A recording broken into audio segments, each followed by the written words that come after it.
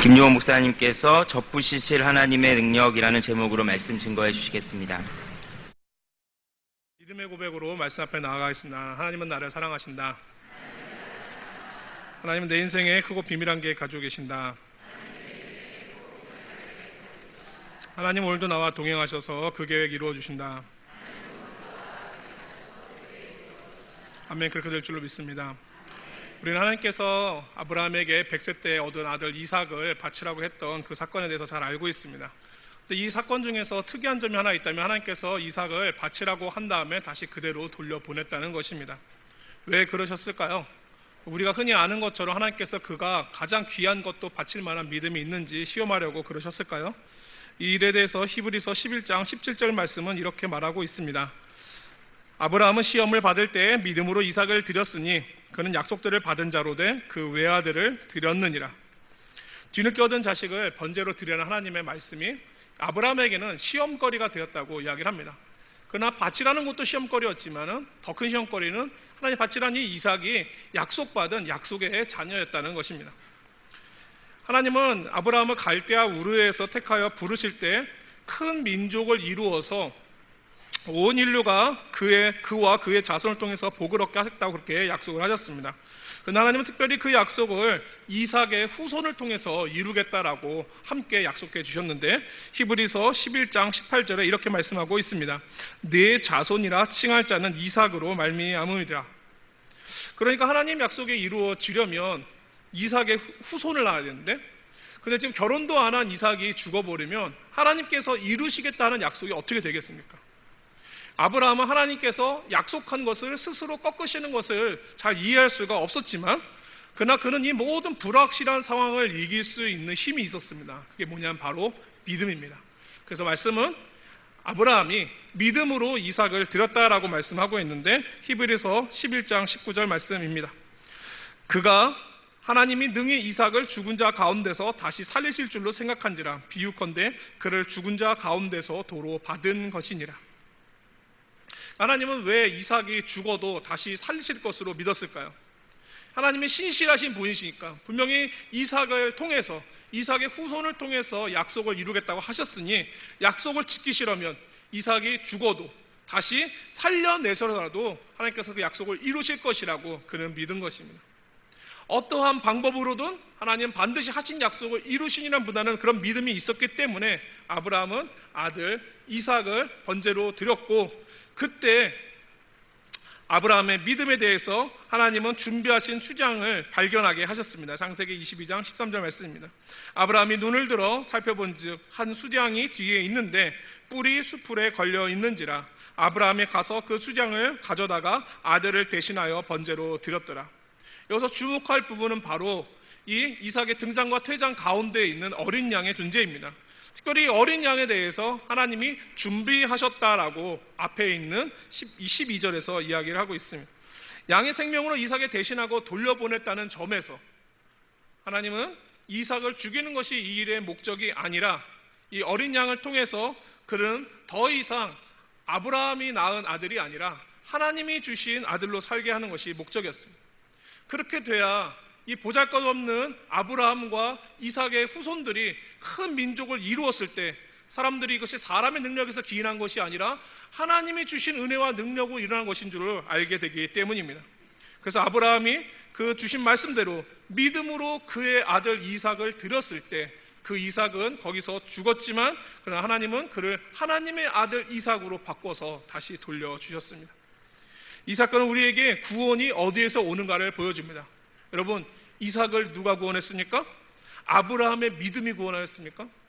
우리는 종종 아브라함이 믿음으로 하나님께 드렸기 때문에 그 믿음을 보시고 이삭을 다시 돌려주신 거라고 생각합니다. 하지만 이 모든 내용을 보면 이삭의 구원은 처음부터 하나님의 계획 가운데 준비되어 있던 사건입니다. 하나님은 이삭이 사실은 나기 전부터 이미 그의 존재를 아셨고 그의 이름을 부르셨고 그의 계획 가운데 두셨으며 또한 그와 하신 약속을 신실하게 이루기 위해서 이삭을 불러내 옛 이삭은 죽고 새 이삭으로 태어나게 하셨습니다. 그러므로 이삭의 구원은 아브라함의 믿음으로 얻은 것이 아니라 아브라함에게 약속대로 주신 하나님의 선물인 줄로 믿습니다. 무엇이 나와 자녀를 구원하게 합니까? 믿음입니까? 물론 우리의 구원의 믿음이 굉장히 중요합니다. 하지만 분명한 것은 내 믿음이 구원하는 것이 아니라 내 믿음을 사용하여서 구원을 약속하신 하나님께서 구원해 주시는 것입니다. 주 예수를 믿으라, 그리하면 너와 네 집이 구원을 얻으리라. 이 말씀 가운데 보면 내 믿음이 아니라 내가 믿는 주 예수가 너와 내 집을 구원한다고 말씀하고 있습니다. 하나님께서 준비하신 어린 양이 이삭을 구원하였던 것처럼 우리를 위해 죽으신 하나님의 어린 양이 나와 우리의 가정을 구원하여 주실 줄로 믿습니다.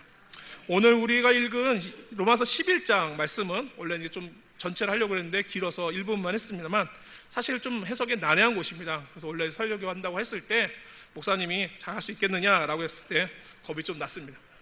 정말 어려움이 좀 있습니다. 그러나 이제 이 본문을 굳이 잡은 이유가 있다면 이곳에 우리의 구원의 뿌리가 무엇인지, 그리고 구원받은 그 성도의 삶은 어떠해야 되느냐 명백한 계시가 나타나기 때문입니다.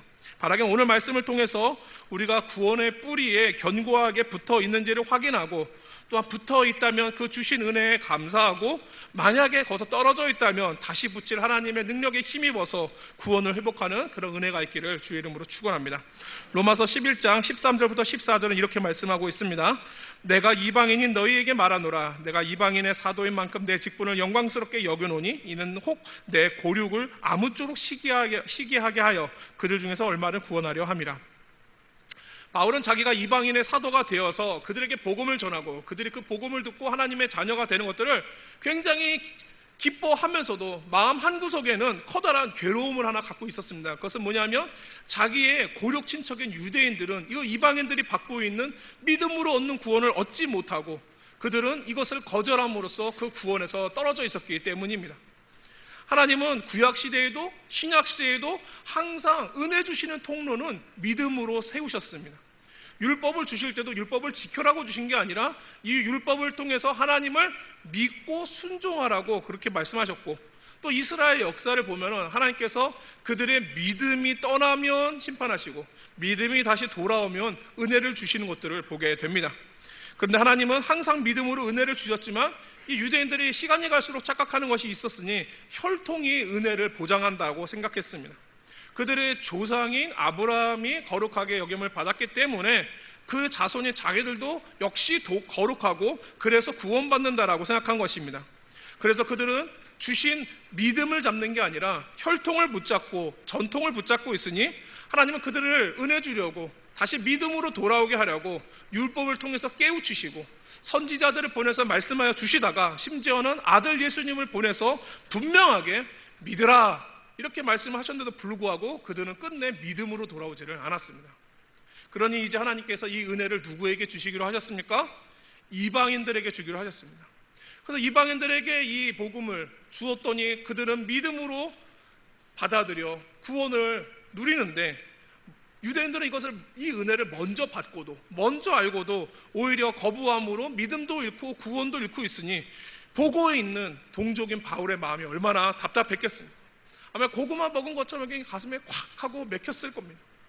그래서 생긴 고민거리가 로마서 11장 1절에 있는 말씀입니다. 그러므로 내가 말하노니 하나님이 자기의 백성을 버리셨느냐? 하나님이 정말 자기 백성 유대인들을 버린 게 아니라면 왜 유대인들은, 이방인들은 다 받고 있는 저 구원의 복음을, 은혜를 왜 동족인 하나님의 백성이란 이방인 유대인들만 못 받고 있는 거냐? 정말 하나님의 약속받은 자녀고 택한 백성이라면 자기 백성을 어떻게든지 간에 은혜 받게 해주셔야 되는 거 아니냐? 이게 바울의 고민이었습니다. 사실 이런 바울의 고뇌는 우리에게도 낯설지가 않습니다. 다른 남편들은 신앙생활 잘하는데 우리 남편은 모태신앙이라고 하면서도 왜 저런지, 우리 자녀는 유아세례 받고 주일학교 때 말씀 암송도 잘하고 주일학교 그렇게 잘 다니고 믿음생활 하다가 왜 이제 와서 믿음에서 떠나 버렸는지, 이런 모습을 보고 있으면 우리도 바울의 고민처럼 하나님이 정말 우리 가정 버린 건 아닌가, 우리 자녀 버리신 건 아닌가, 이런 생각이 들지 않겠습니까? 그러나 성경은 우리에게 이렇게 말씀합니다. 하나님은 한 번 택한 백성은 절대로 버리시지 않는다. 근데 여러분 정말 그럴까요? 하나님이 한 번 택한 백성은 버리지 않으십니까? 여기에 대한 바울의 대답이 11장 2절 말씀입니다. 1절과 2절 말씀입니다. 하나님이 자기 백성을 버리셨느냐? 그럴 수 없느니라. 하나님이 그 미리 하신 자기 백성을 버리지 아니하셨나니. 그런 하나님이 자기 백성 버리지 않는다고 분명하게 얘기를 합니다. 그런데 그렇게 말할 수 있는 근거가 뭔가? 그는 그 근거를 남은 자에서 찾고 있습니다. 남은 자는 뭐냐? 하나님이 이스라엘을 구원하려고 남겨두시는 믿음의 사람들을 말합니다. 근데 그들이 있다는 것은 무엇을 의미하냐면 하나님이 아직 포기할 생각이 없다는 겁니다. 구원할 계획을 갖고 있었기 때문에 그들을 남겨뒀다는 겁니다. 이거를 잘 보여주는 예가 11장 2절부터 4절까지 나오는, 여러분이 잘 아시는 엘리야 이야기입니다. 엘리야가 활동하던 시대에 북이스라엘은 온통 바알과 아스라를 믿는 사람들로 넘쳐났습니다. 그러다 보니까 오죽하면 엘리야가 하나님 앞에서 이제 나만 남았다라고 탄식할 정도가 됐는데, 하나님께서 그에게 알려주시죠. 그가 알지 못하는 7,000명의 사람들을 남겨두셨다고. 아마 개인적인 생각으로는 그 많은 7,000명 중에 사람들이 많지 않죠? 전 민족 중에 7,000명 굉장히 적은 수겠죠? 그 사람 중에 대표적인 사람 아마 엘리사 선지자가 아닐까 싶습니다. 이후에도 하나님께서는 여러 믿음의 사람들을 점차 나타나게 하셔서 북이스라엘 다시 믿음으로 회복시키는 것들을 보게 됩니다. 또한 남유다에도 있었습니다. 남유다가 멸망하였으나 바벨론 땅에서도 믿음을 지키며 살았던 느헤미야와 에스라와 스룹바벨과 같은 사람들을 통해서 하나님께서 유다 땅에 다시 그들을 보내어 그곳에 믿음을 심어 주셨습니다. 그러므로 이것이 뭘 얘기합니까? 남은 자가 존재하느라, 아직 믿음으로 살아가는 사람들이 있는 한 이스라엘은 아직 소망이 있는 것입니다. 왜냐하면 이 남은 자 자체가 하나님이 앞으로 있을 구원을 약속하는 그런 약속의 표시이기 때문입니다. 바울은 5절에서 지금도 남은 자가 있다고 합니다. 누굽니까? 바로 그리고 자기처럼 예수님 믿는 유대인들. 만약에 하나님이 이스라엘을 버린 거라면 이 유대인 중에 예수 믿는 사람들이 없어야 될 텐데, 오히려 자기처럼 남은 자가 있다는 것은 이스라엘을 아직 하나님이 포기하지 않고 회복시킬 계획이 있구나. 그러니까 여기까지 생각이 딱 이제 확실히 되니까 여기서 담대함을 얻어서 아까 같이 외친 것입니다. 하나님이 미리 하신 백성을 버리지 아니하신다. 사랑하는 성도 여러분, 우리 가정에서는 누가 남은 자입니까? 믿음을 붙들고 신앙생활하고 있는 사람이 있으면 그 사람이 남은 자입니다. 누가 우리 교회의 남은 자입니까? 이 교회를 위해서 여전히 기도하는 분들이 있다면 그 사람이 교회의 회복을 위해서 하나님이 세워두신 남은 자입니다. 누가 이 나라의 남은 자입니까? 나라 걱정하면서 기도 가운데 올려드리는 그 사람이 하나님께서 이 나라의 구원과 회복을 위해서 남겨주신 남은 자입니다. 혹시 여러분 중에 이 엘리야처럼 나만 혼자 남았건을 하면서 혼자 믿음 생활에 믿음 싸움 하다가 지치고 낙심한 분이 계십니까? 그러나 기억하십시오. 나만 혼자 남았건을 그래도 괜찮습니다. 엘리야도 그랬어요. 나만 혼자 남았다고. 그러나 그가 알지 못하는 7,000명의 사람들을 통해서 하나님께서 이스라엘 회복을 일으켰었던 것처럼 지금도 하나님은 우리의 구원을 위해서 우리가 알지 못하는 우리 생각 밖에 있는 사람들을 사용하고 계십니다. 제가 알고 있는 한 어떤 여자분이 있습니다. 그분은 홀로 신앙생활 하셨습니다. 믿지 않는 남편과 어렸을 때는 교회를 다녔지만 이제는 다니지 않는 아들, 그들이 다시 믿음이 회복하기를 위해서 날마다 간절히 기도를 하셨는데, 이렇게 간절히 기도를 하니까 하나님 어떻게 해주셨을까요? 아직도 안 돌아왔어요. 하나님이 간절히 기도했는데 돌아오질 않고 있어요. 상황적으로만 딱 보면은 하나님이 버리신 것 같습니다. 가정도 버리고 자녀도 버리고. 근데 하나님께서 정말 택한 백성이면 버리지 않으신다고 했는데, 이 아들 하나님 믿고 믿음 생활했던 자녀인데 언제 돌아오게 하실까? 그런데 아들이 이제 결혼을 하게 됐습니다. 그런데 믿지 않는 아들답게 역시 믿지 않는 자매를 데려왔습니다. 여기까지 보면 굉장히 절망적인데 여기서 아름다운 반전이 일어납니다. 이 며느리 분이요, 교회를 안 다녔을 뿐 아니라 사실은 어머니가 보살이신 이 불교 집안입니다. 그런데 믿는 집에 시집을 갔습니다. 그리고 알다시피 여러 많은 분이 계시겠지만 시어머니 때문에 어쩔 수 없이 이제 신앙생활을 하게 된 케이스입니다. 잘했겠습니까? 엄청나게 잘했습니다. 남편 형식적으로 신앙생활하는 남편을 넘어서 오히려 전도한 시어머니보다 더 뜨겁게 더 열심히 신앙생활을 잘해가지고 이 교회를 떠났던 아들까지도 남편까지도 다시 교회로 돌아오는 역사가 일어나게 됐습니다. 제가 이 집을 어떻게 하냐고요? 그 며느리가 저희 그 사촌 누나거든요. 이종 사촌 누나입니다. 옛날엔 제가 어렸을 때 가가지고 누나 그래도 예수님 믿고 교회 다니세요 그러면 제 머리통에 써주면서 아이고 용호야 너나 잘 믿으세요 제가 그러셨는데, 요즘은 이제 가끔 전화하면 아이고 김 목사님 저 기도 좀 많이 해주세요 막 그러세요. 많이 바뀌셨어요. 참 놀랍습니다. 우리 생각에는 하나님이 어떻게 일하실까 싶은데 정말 생각지도 않았던 믿지 않는 가정에, 심지어 불교 집안의 며느리를 데려다가 이렇게 일하실 줄을 누가 알았겠습니까? 사랑하는 성도 여러분, 가끔은 믿음 떠난 우리의 가정과 자녀가 하나님께 버린 것 아닌가, 버림받은 거 아닌가, 이런 고민이 혹시 들지 않습니까? 그러나 택하신 백성인 우리 가정과 자녀를 위해서 하나님께서 분명히 남겨두신 남은 자가 있는 줄로 믿습니다. 그 남은 자는 여러분일 수도 있습니다. 그리고 또한 우리가 알지 못하는 어딘가에서 언젠가 하나님의 때에 등장할 그럴 사람일 수도 있습니다. 중요한 것은 하나님이 자기가 미리 하신 백성들을, 자기가 택하신 백성들을 버리지 않는 이 약속의 믿음의 약속의 말씀을 붙들고 우리가 포기하지 않고 계속해서 주 앞에 나간다면 포기하지 않음에 반드시 때가 이르면 거둘 줄로 믿습니다. 그런데 하나님께서는 왜 이렇게 남은 자를 고쳐 쓰면서까지 택한 백성을 포기하지 않으실까요? 이런 물건을 쓰다 보면 종종 너무 낡고 오래되면 계속 고쳐 쓰는 것보다 새로 사는 게 훨씬 이득일 때가 있습니다. 옛날에 양말도 구멍 나면 꿰매 신고 그랬는데 요즘은 새로 사는 게 훨씬 유익입니다.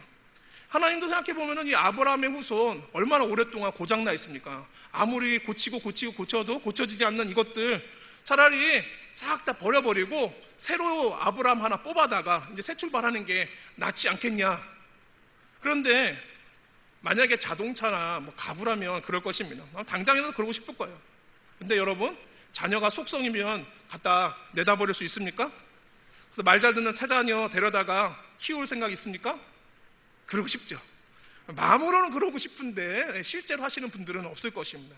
왜냐하면 어쨌든 내가 낳은 자녀고 사랑하니까 잘 나건 못 낳건 내 자녀니까 어쨌든 품에 두면서 돌보면서 나아지기를 기다리는 것이 바로 우리 부모의 마음일 것입니다. 하나님도 마찬가지입니다. 속썩이는 이 이스라엘을 계속 품으시는 이유, 남은 자를 사용하면서까지 그 백성을 회복시키려는 이유는 다 이들이 하나님의 자녀이기 때문입니다.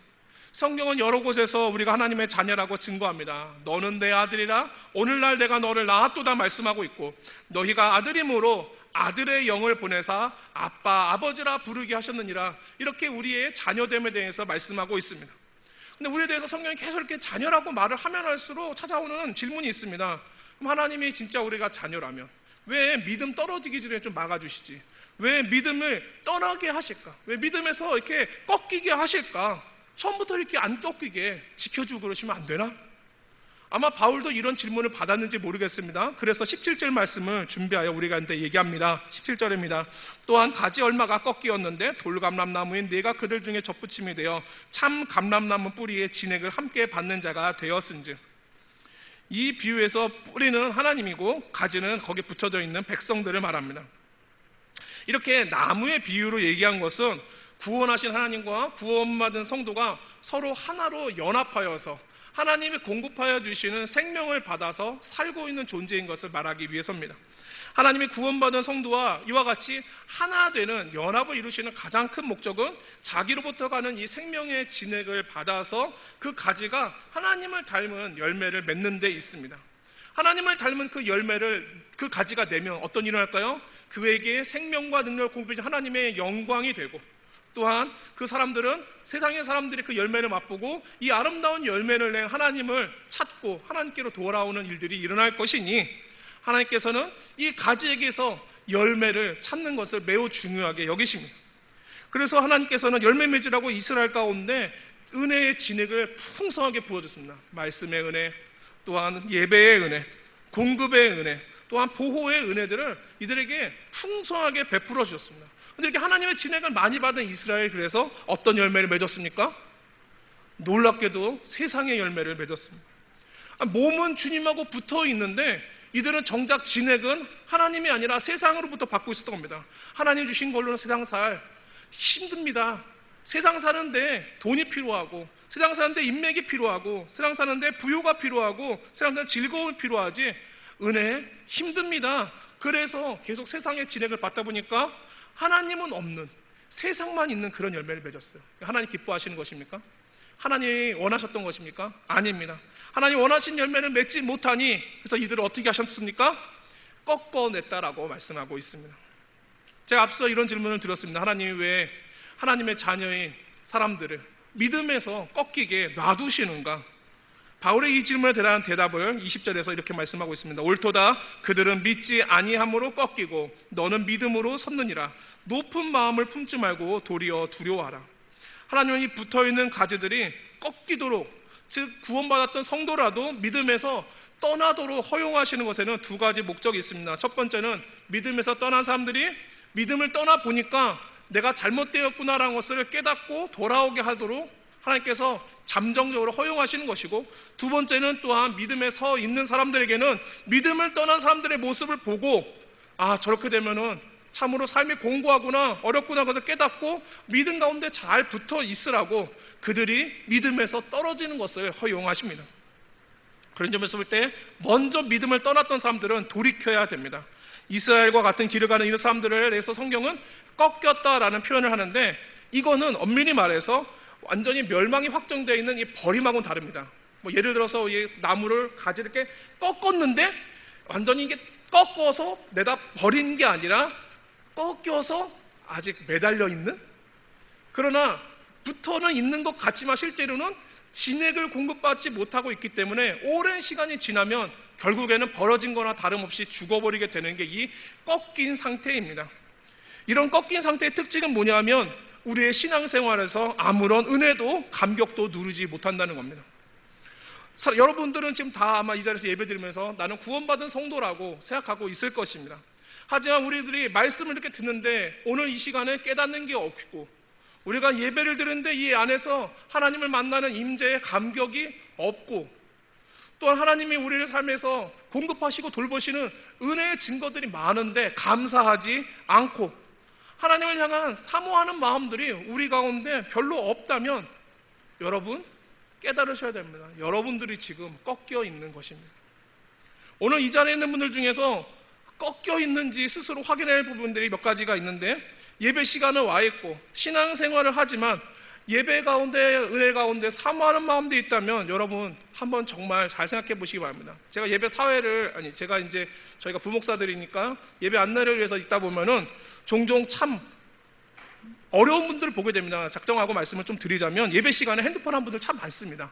제가 어떤 분들 중에는 그냥 핸드폰을 성경 구절을 찾거나 아니면 문자가 와서 이렇게 보는 걸 넘어서서 아예 뉴스 검색 다 하시고 스포츠도 보시다가 제 심지어 이렇게 타격기 게임 하시는 분도 봤습니다. 막 이렇게 두들겨요. 막 두들기면서 정말 찾아가서 좀 이렇게 얘기하고 싶은데 저도 참 난감합니다. 어떻게 해야 될지 몰라서. 그리고 이 중에 어떤 분들은 이게 졸려서 조는 분도 있지만 조는 게 아니라 주무시려고 오신 분도 있습니다. 아예 처음부터 자리를 잡는 것과 포즈가 예사롭지 않습니다.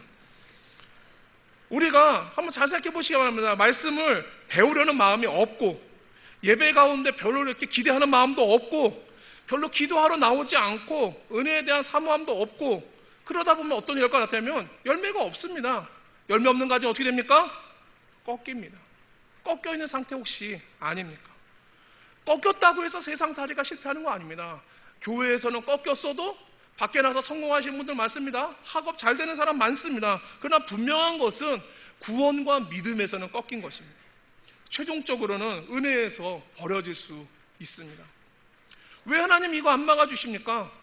여러분 이거를 오히려 하나님이 막아주시면 어떠냐면 문제가 있는데 문제를 키우는 게 됩니다. 배가 너무 아파요? 너무 아파서 밤에 잠을 못 잘 정도입니다. 그러니 이걸 잊기 위해서 우리가 진통제를 막 먹습니다. 근데 여러분 이게 만약에 췌장암, 위암 이런 건 어떻게 합니까? 지금 진통제 먹어서 될 일입니까? 오히려 계속 아프게 해야지 내가 뭔가 몸에 병이 있구나를 알고서 치료를 받고 그래야 회복이 일어나지 않겠습니까?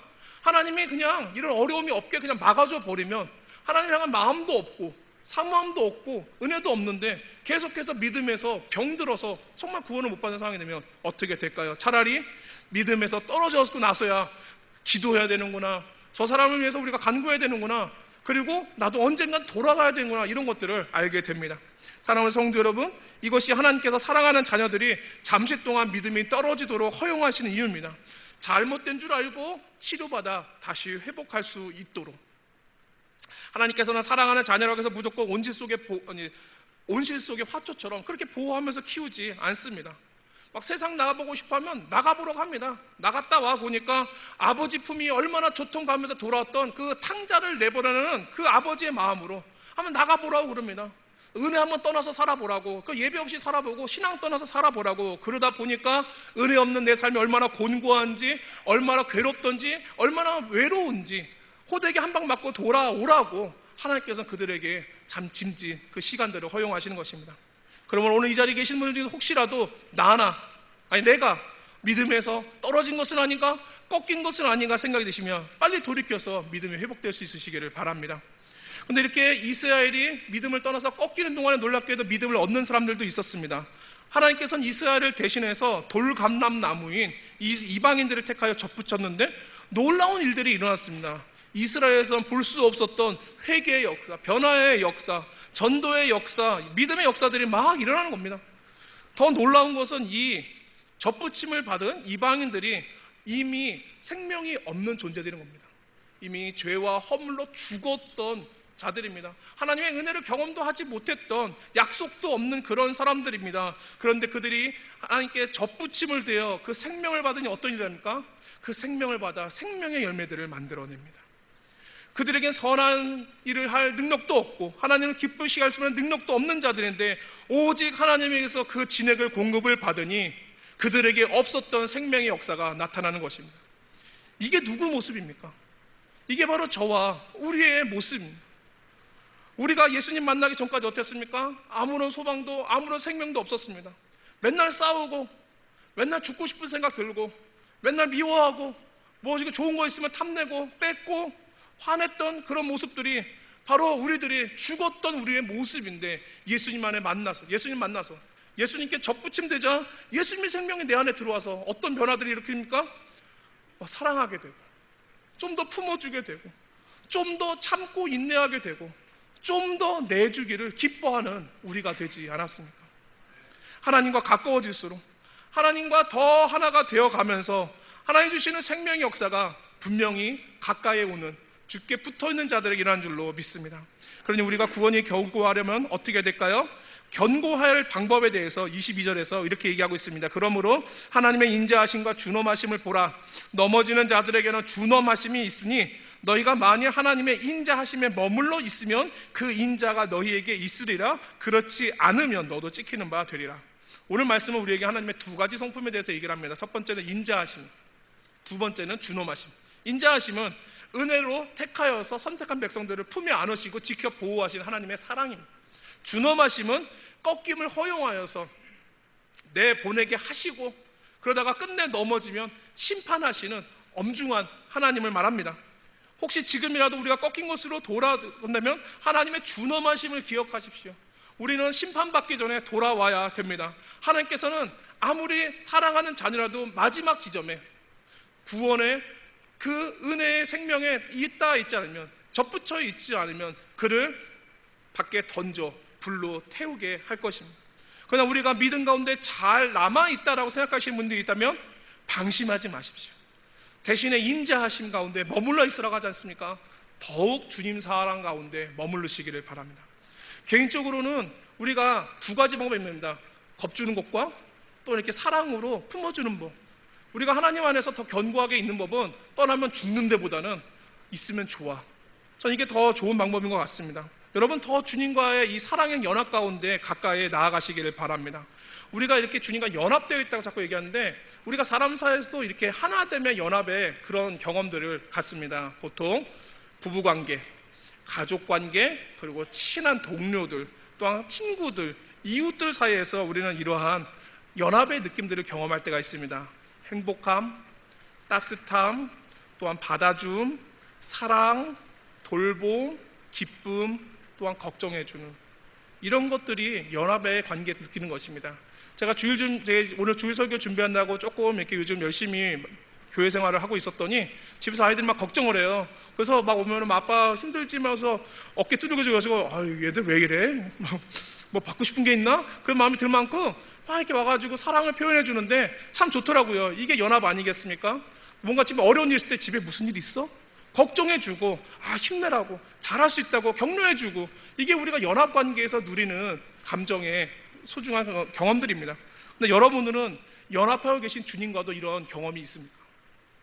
예수님 때문에 행복하고, 예수님 때문에 기쁘고, 예수님 때문에 막 힘이 나고, 어쩔 때는 예수님 때문에 막 속상할 때도, 막 너무 마음이 안타까울 때도 있고, 막 이렇게 보고 싶고 그리워하고 만나고 싶은 이런 마음도 있다면 여러분, 그게 연합입니다.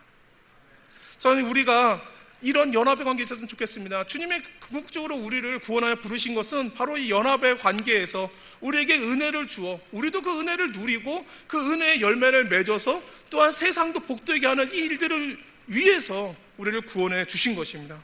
그러니 사랑하는 성도 여러분, 우리가 이 연합 가운데 있기 위해서 우리가 써야 될 것이 있습니다.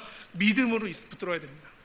우리가 더욱 믿음이 필요합니다. 주님을 의지해야 되고 주님이 필요하다고 말하면서 주님과 더 가까워져야 됩니다. 우리가 그렇게 할 때 주님의 주시는 그 연합의 은혜를 통해서 우리에게 주신 구원의 은혜가 더 견고해지는 그런 은혜가 있으시기를 축원합니다. 마지막으로 하나님의 택하신 자들에게 맡기신 사명들에 대해서 알아보고자 합니다. 23절 말씀입니다. 그들도 믿지 않은데 머무르지 아니하면 접붙임을 받으리니 이는 그들을 접붙이실 능력이 하나님께 있습니다. 믿음 가운데 있는 사람들은 우리가 앞서 살펴봤지만 두 종류의 사람들로 나눠집니다. 하나는 받은 믿음을 잘 사용을 해가지고 주님과 계속 접붙인 가운데 연합의 기쁨들을 누리는 사람이고, 하나는 믿음을 포기하고 주님과 멀어지는 사람입니다. 여러분, 둘 중에 어느 쪽입니까? 믿음을 사용하여서 주님과 가까워지고 세상과 멀어지는 사람입니까? 아니면 믿음을 포기해서 세상과 가까워지고 주님과 멀어지는 사람입니까? 어느 쪽이든지 우리는 둘 중에 한쪽일 겁니다. 근데 저는 여러분들이 그 둘 중에서 주님과 가까워지는 쪽에 있는 분들일 줄로 믿습니다. 우리의 고민들은 이 자리에 있거나 또는 이 자리에 있지 못한 믿음에서 떨어진 우리의 자녀들, 우리의 가족들에 대한 안타까움과 고민들이 있을 것입니다. 우리가 그들을 보면서 어떤 마음을 가져야 될까요? 첫 번째는 두려워하는 것입니다. 주님이 원래 붙어있던 믿음의 사람들도 아끼지 않아야 하시고 꺾여지는 것을 허용하시고, 또는 마지막 종례에는 마지막에 버려지게 하시는 그런 준엄하신 분인 것을 기억하고, 혹시라도 나도 꺾일까봐, 혹시라도 버려질까봐 두려워하는 가운데 더욱 하나님과 연합하기를 힘쓰는 사람이 되어야 됩니다. 또 하나 우리를 향해 가져야 될 마음은 부르심입니다. 하나님께서 그 택한 자를 접붙이실 때 우리에게 기대하는 것이 열매라고 말씀을 드렸습니다. 근데 특별히 우리에게 기대하신 열매가 있다. 저는 오늘 바로 남은 자로 부르심에 대한 사명, 이것이 우리에게 기대하신 열매라고 생각합니다. 우리 가정들 중에 식구들이 교회는 나오지만 몸은 교회에 와 있는데 진액을 하나님에게서 받으려 하지 않고 세상으로부터 받으려고 하는 그런 삶이 있다면 그들 지금 꺾여 있는 거 아닙니까? 그들이 지금 믿음 생활로부터 멀리 떠나서 예배도 하나님에 대해서도 아무런 관심이 없는 사람들이 있으면 그 사람들 꺾여 있는 사람 아닙니까? 오직 나만 홀로 주님 가운데 나와서 믿음 붙들고 신앙하는 생활이 있다면, 우리 사랑하는 성도 여러분, 그 사람이 바로 꺾여져 있는 우리의 가정과 자녀들을 위해서 하나님께서 선택하신 남은 자인 줄로 믿으시기를 바랍니다. 23절 말씀에 우리가 다시 살펴보면은 이게 이런 뜻입니다. 지금은 불신 가운데 머무르고 있지만 다시 주님과 연합하려고 믿음으로 나오는 사람들에게 하나님이 어떻게 해주신다고요? 다시 접붙여 주신다고 말씀하십니다. 다시 접붙여 주시는 은혜가 있다고 말씀합니다. 왜냐하면 이 접붙이실 능력이 어디에 있습니까? 하나님께 있습니다. 우리가 그들을 위해서 남은 자로서 기도하고 교회 가자고 권면하고 애써준다 할지라도 기억하세요. 우리가 붙이는 게 아닙니다. 접붙이는 능력은 우리에게 있는 게 아니라 접붙이는 능력은 하나님께 있습니다. 접붙여서 그것을 다시 믿음 생활하게 하고 살리는 능력은 하나님께 달려 있는 것입니다. 그러니까 그럼 나는 할 일이 없네, 그럼 주님이 다 하시겠네, 내가 할 게 없잖아 라고 생각이 되겠지만 그런 뜻이 아니에요. 그럼 우리가 해야 될 일이 있습니다. 저는 그것을 이제 이어지는 이야기에서 찾으려고 합니다. 성경에 보면 처음에 믿음에 있다가 떨어진 사람들의 이야기가 많이 나옵니다. 그런데 그들이 다시 믿음으로 돌아갈 수 있도록 중요한 역할들을 한 사람들이 참 많이 소개가 되는데, 대표적인 사람이 모세일 것입니다.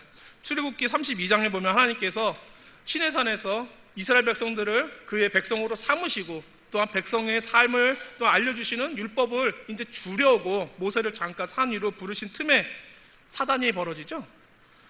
이스라엘이 금송아지를 만들어 놓고 그것을 하나님으로 삼고 섬겼던 것입니다.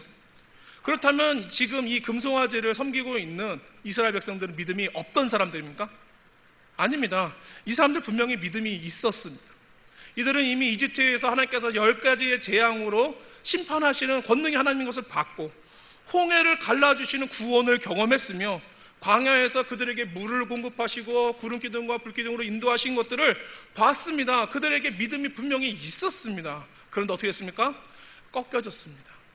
하나님이 아닌 다른 어떤 욕심들과 욕망들로 인해서 그의 믿음들이 떨어져 버렸습니다. 그래서 그들에게 하나님께서 준엄하심으로 내가 이들을 다 멸하겠다고 그렇게 하나님께서 하셨을 때 모세가 어떻게 합니까? 하나님, 그들을 위해서 나의 목숨을 드리기를 원하니 하나님 내 목숨을 받으시고 이들을 살려주십시오. 그래서 그가 간절히 주 앞에 기도했을 때 하나님께서 그들을 다시 살려주셨습니다.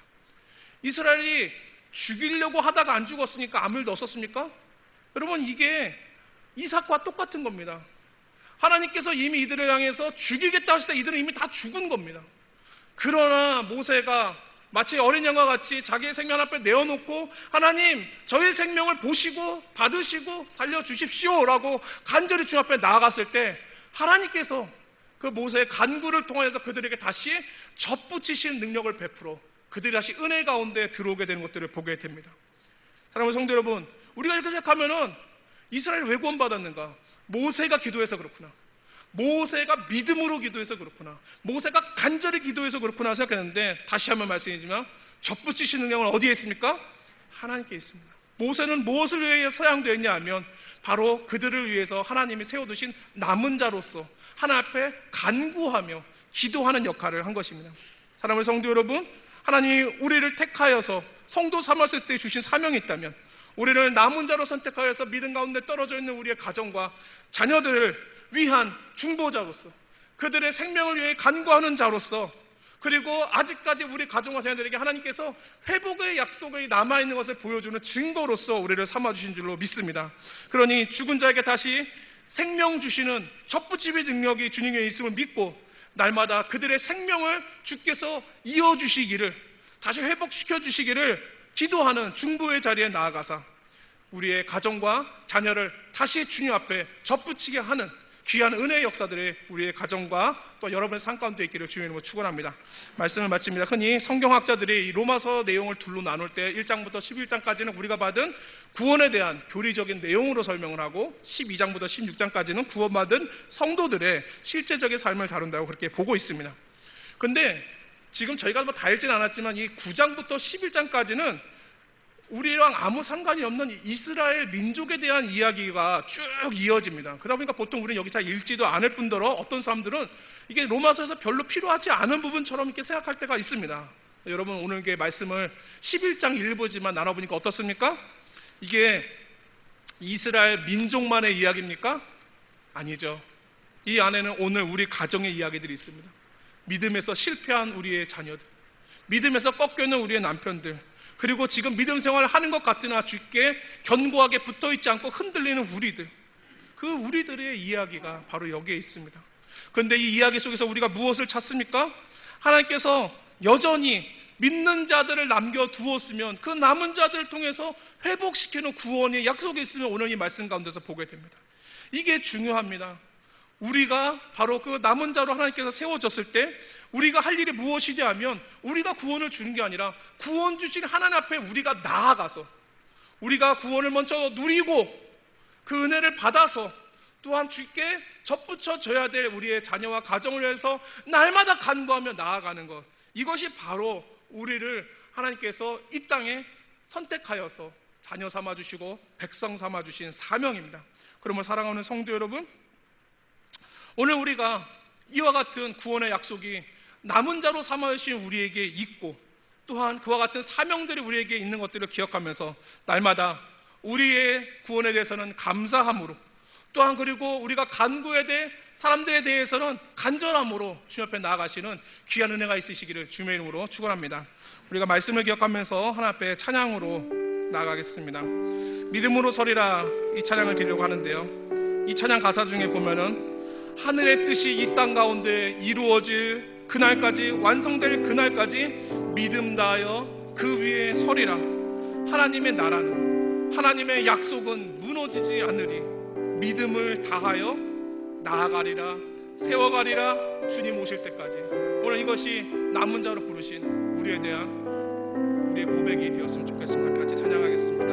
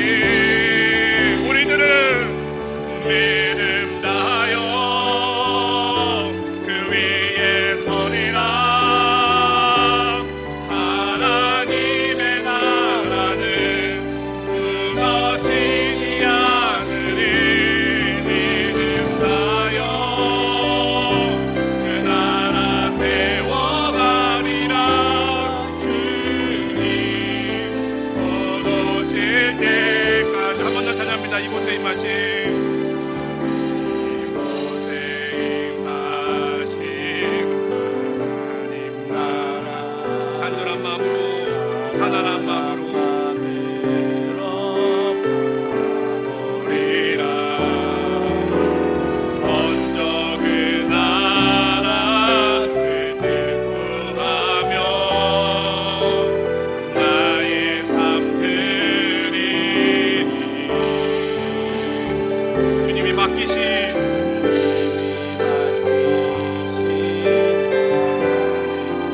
믿음의 눈으로 바라보리라.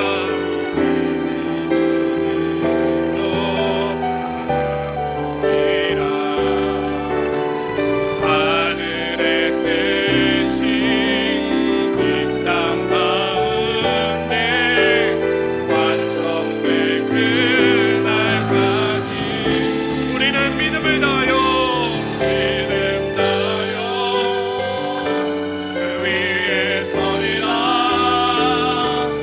하나님의 나라는 무너지지 않으리. 믿음 다하여 그 나라 세워가리라. 주님 오실 때까지. 사랑하는 성도 여러분, 하나님께서 우리들에게 무엇을 맡기셨습니까? 우리의 가정을 맡기고 우리의 자녀를 맡기고 우리의 교회를 맡겼는데 우리의 자녀와 우리의 가정이 믿음에서 꺾이고 떨어져 있지 않습니까? 우리가 볼 때는 하나님 버리신 것 같고 가능성이 없는 것 같아 보일지라도 우리가 믿음의 눈으로 바라보며 여전히 나를 통하여 하나님께서 남은 자로서 소망을 두시고 약속하시는 것들을 발견하게 됩니다.